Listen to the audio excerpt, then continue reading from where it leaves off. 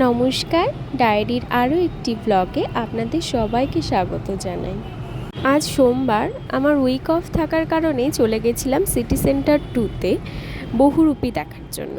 আজ একেবারেই সেখানে যাওয়ার কোনো প্ল্যান ছিল না, তবে জানেন তো, যেগুলো একদমই আনপ্ল্যান্ড থাকে সেখানে গেলেই অনেক বেশি মজা হয়।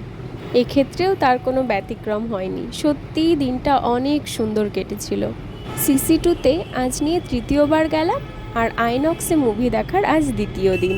এখানে যারা গেছেন অবশ্যই জানেন যে এখানকার অ্যাটমসফিয়ারটা একদমই অন্যরকম।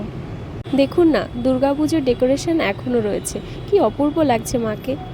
এরপর সোজা আইনক্সে এসে আমরা আমাদের শো টাইমের জন্য ওয়েট করছিলাম। এই খাবারের দোকানগুলো থেকে আপনি শোয়ের আগে বা শো টাইমে খাবার অর্ডার করতে পারবেন। শিবপ্রসাদ মুখার্জি এবং নন্দিতা রয় পরিচালিত বহুরূপী মুভি। ওনাদের পরিচালিত অন্য মুভিগুলির থেকে এই মুভিটা ছিল একদমই অন্য স্বাদের। গ্রাম বাংলার হারিয়ে যাওয়া বহুরূপী নাচ গান এই রূপকে সাজিয়ে তুলেছে মুভিটাকে। আর মুখ্য চরিত্রে যারা ছিলেন তাদের মধ্যে শিবপ্রসাদ নিজে ছিলেন, আবির ছিলেন, রীতাভরি ছিলেন, কৌশানী ছিলেন। অসম্ভব সুন্দরভাবে ফুটিয়ে তুলেছেন নিজের নিজের চরিত্রকে সকলে। সম্ভব সুন্দর সকলের অভিনয়, সুন্দর গান এবং গল্প। তাছাড়াও ওনাদের পরিচালিত মুভিতে একটি সামাজিক বার্তা থাকে, সেটিও ভীষণ সুন্দরভাবে ফুটিয়ে তুলেছেন। গিয়ে দেখে আসতে পারেন, মন্দ লাগবে না।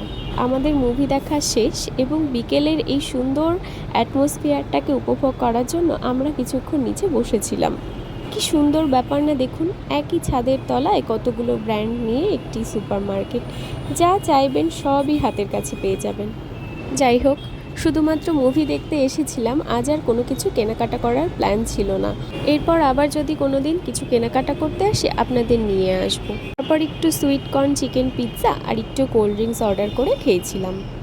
দেখুন কত সুন্দর আলোর রোশনায়ে চারিদিক সাজানো, কি অসম্ভব সুন্দর লাগছে জায়গাটাকে। যাই হোক, সব মিলিয়ে বেশ সুন্দর কাটলো আজকের ছুটির দিনটা। আরেকটি অপূর্ব সুন্দর জিনিস আপনাদের সাথে শেয়ার করি। দেখুন, সাবওয়েতে কত সুন্দরভাবে লেখাটি দিয়ে সাজানো রয়েছে। লেখাগুলি পড়েই মনটা ভালো হয়ে গেল। দাঁড়ান, কি লেখা আছে আপনাদের পড়ে শোনাচ্ছি। তোমার কাছে এখনও পড়ে আছে আমার প্রিয় হারিয়ে যাওয়া চাবি। রোজ সন্ধেবেলা যেখানে পৌঁছবো সেখানেই আমার বাড়ি। শুধু কবিতার জন্য আমি অমরত্ব তাচ্ছিল্য করেছি। যাই হোক, তাহলে আজকের ব্লগটি এখানেই শেষ করছি। সবাই অনেক ভালো থাকবেন, পরিবারের সকলের এবং নিজের খেয়াল রাখবেন। বাই।